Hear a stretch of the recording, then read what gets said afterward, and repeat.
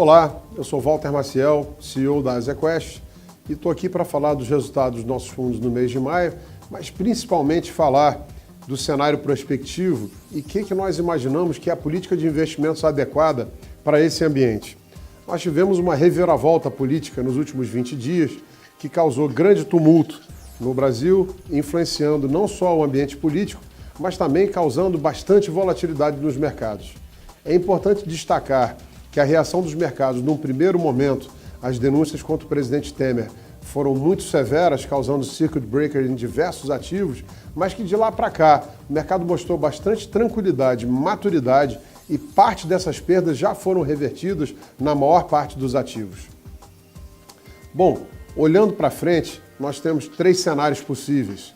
Um desses cenários parece bastante improvável, que é um cenário de perda de parâmetros, onde o Brasil entraria numa espiral de crescimento da dívida pública sem nenhuma perspectiva de aprovação das reformas, mesmo num próximo governo que seria eleito no final do ano que vem.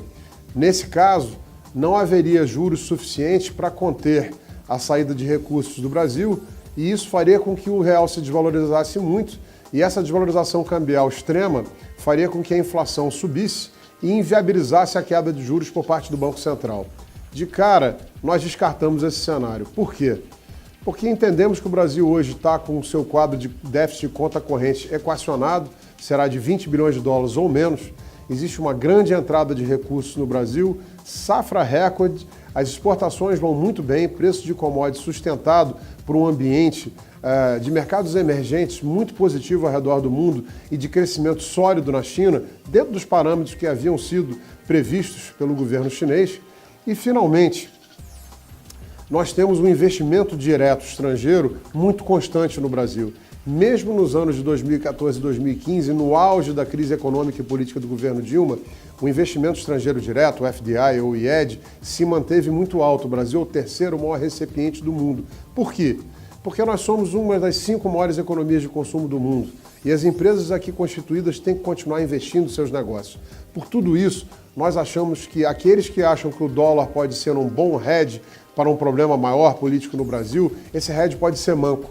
O dólar hoje seria um hedge muito mais importante para uma deterioração do cenário lá fora, que nos parece improvável. Os Estados Unidos estão crescendo menos do que se imaginava, mas ainda crescem vigorosamente. A grande surpresa é o crescimento da Europa e a manutenção do crescimento chinês, sem falar também em alguma recuperação econômica no Japão.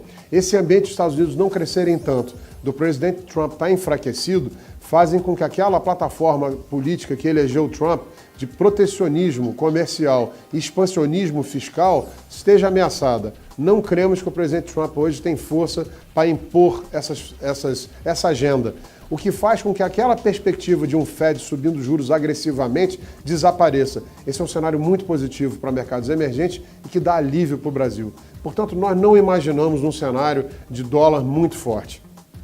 Quais são os cenários que restam?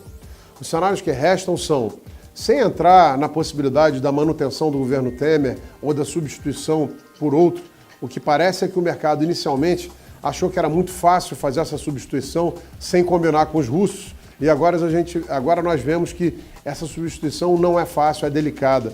Mas de qualquer forma, os 2 cenários que restam são um cenário onde o governo Temer ou de alguém que o suceda seja capaz de continuar com as reformas, mesmo que sejam reformas com menos intensidade do que as propostas anteriormente.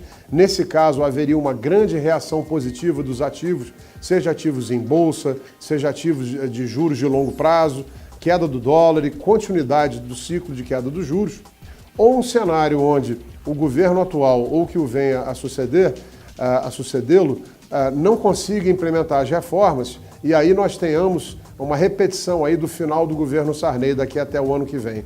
Nesse caso, você não teria essa valorização da Bolsa, não teria uma valorização tão grande de juros longos, seria até uma posição um pouco mais arriscada, mas ainda haveria sim espaço para a queda dos juros. Por quê?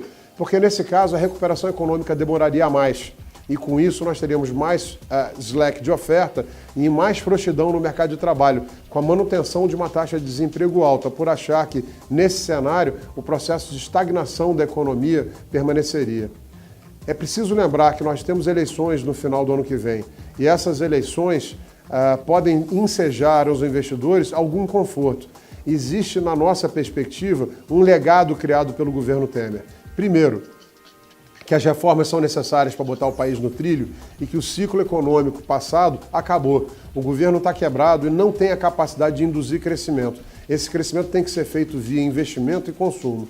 E, por um outro lado, existe também a percepção de que quem quer que venha assumir o Brasil vai ter que fazer essas reformas. Porque o governo Temer mostrou de um jeito ou de outro, pelo menos há 20 dias atrás, esse era o panorama, que estava próximo de conseguir a maioria para poder aprovar a reforma da Previdência. Então fica aí um legado de que essa reforma não é impossível de ser feita e temos confiança que será feita porque é uma demanda, no final, da sociedade, para que o país possa estar estabilizado.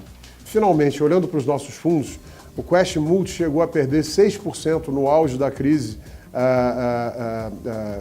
do mês passado, mas acabou terminando o mês com 2,70 de queda. Absolutamente compatível dentro das metas do fundo. Os fundos long short se portaram muito bem. O total return perdeu um pouco mais de 1,5% e o equity hedge apenas 0,5%. É bom lembrar que em ciclos de destruição de capital, os fundos normalmente conseguem proteger o investidor de perdas maiores e retornam muito mais rapidamente ao CDI do que os ativos, seja o IMAB ou mesmo a Bolsa. Por exemplo, em média, os fundos long short levam 20 a 25 dias para voltar para o CDI depois de grandes perdas.